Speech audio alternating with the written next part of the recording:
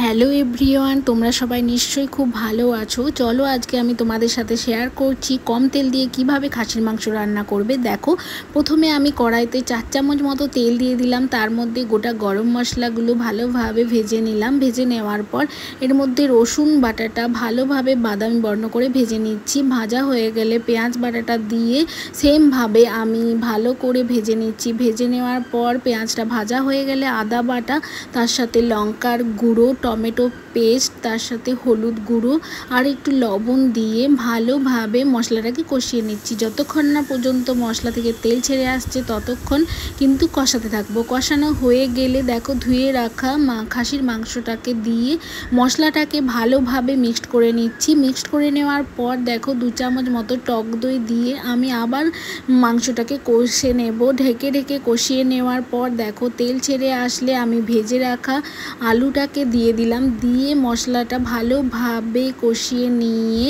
আমি জল ঢেলে দিলাম। জল দিয়ে প্রায় আধা ঘন্টা সেদ্ধ করে নেব। সেদ্ধ করে নিয়ে রেডি হয়ে যাবে আমাদের কম তেল দিয়ে খাসির মাংস, লাল লাল ঝাল ঝাল। দেখো তো কত সুন্দর অপূর্ব দেখতে হয়েছে। তো পারলে তোমরা এটাকে ট্রাই করো অবশ্যই। যদি ভিডিওটা ভালো লাগে লাইক আর আমার চ্যানেলটাকে সাবস্ক্রাইব।